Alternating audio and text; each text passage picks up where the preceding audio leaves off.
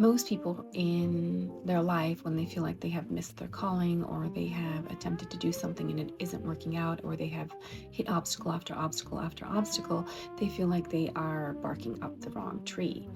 Well, this isn't necessarily true. I know I personally have felt this myself. I have felt like I have been barking up the wrong tree after attempting to do so many things, and I have just hit with literally obstacle after obstacle after problem after issue. And it gets to the point where it starts to play on your psyche. It starts to play on your insecurity and your imposter complex. And you start asking yourself, is this for me? If this would be for me, or if this were for me, then I would be aligning with it. It would be aligning with me. And so perhaps this just isn't meant for me. But I think we're wrong to believe that. And here's why. Welcome to my channel. I am Anita of Her Divine Path. This is a place, a space for intuitive led guidance. I am new to this and I've a lot of wisdom to share from my life experiences, and I've decided to start this channel as a place for grounded reflection and wisdom drawn from the natural rhythms of the world, my experiences, nature-led intuitive wisdom, and embark on those quiet conversations we hear in the back of our heads, those little voices that we try not to listen to, as we also explore what falls away. And it's a channel meant for us to listen beneath the noise. So you are welcome to stay.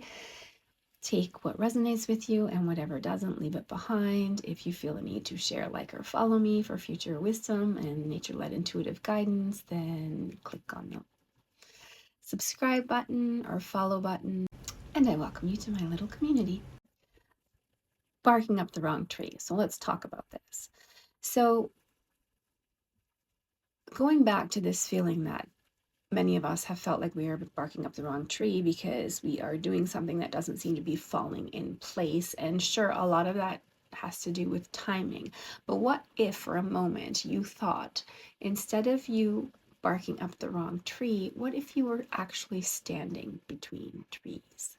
And what do I mean by that? When you're standing between trees, that's a very, very different thing.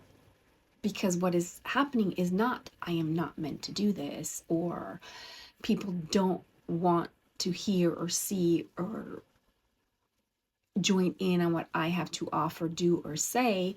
It also doesn't mean that you missed your calling. What is actually happening in that moment is that your depth is outspacing your container. And what does that mean exactly? We'll get to that in a moment. But if you have ever felt like you've been barking up the wrong tree, like you've been putting in the effort, you're showing up, you're offering something real, and it's just not landing the way you expected, we will rush to that conclusion. We will rush to the conclusion that this isn't meant for me, that it's not aligned. And if it were aligned, if I were aligned, if I was just really grounded, then it would fall into place. But this is not always the case. Obstacles and issues and problems arise not sometimes because something isn't meant for us, but simply because literally we have outgrown the container that is holding us. And maybe we are just standing in the wrong container to hold that. Because when we use the expression, or even the metaphorical idea behind barking up the wrong tree, we are assuming that there was only one tree that is meant for us.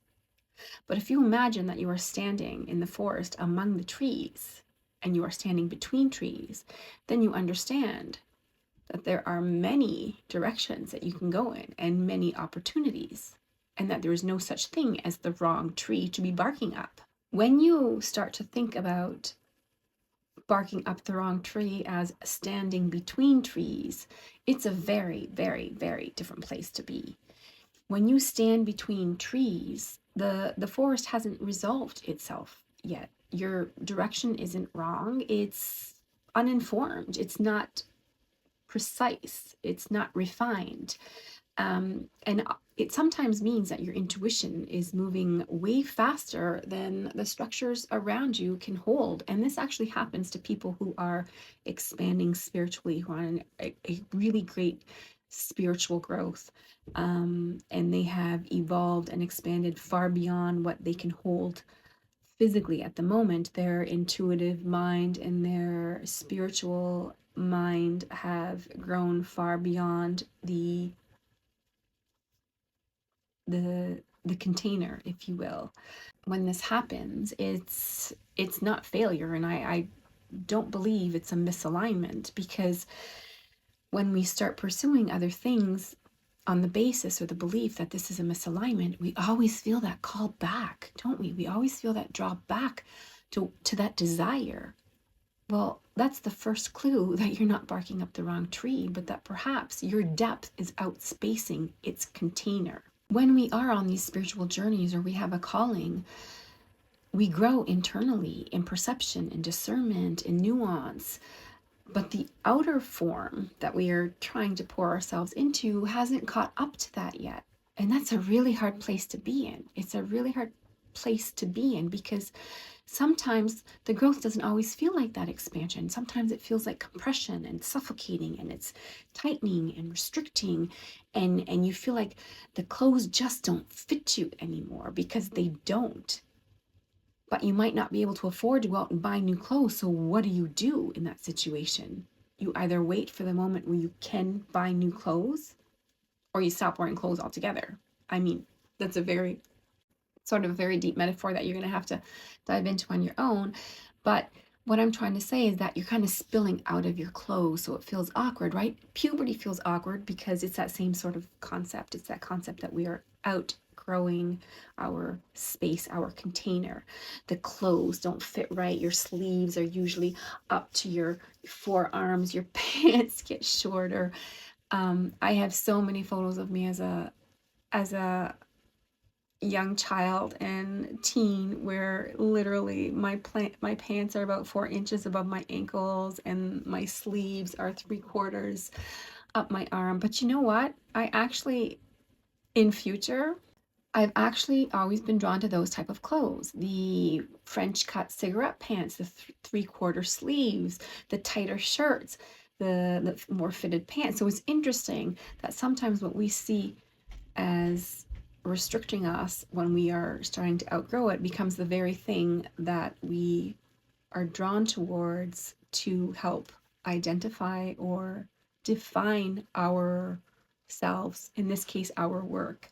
So yes, when your depth is outspacing your container, it is going to feel awkward. It's going to feel like friction, and not because your work is wrong, but because your vessel is too small. And if you were to actually take this and look at it like a plant, well, whenever we notice that a plant's pot is getting too small, we replant it. Why? Because it needs to grow.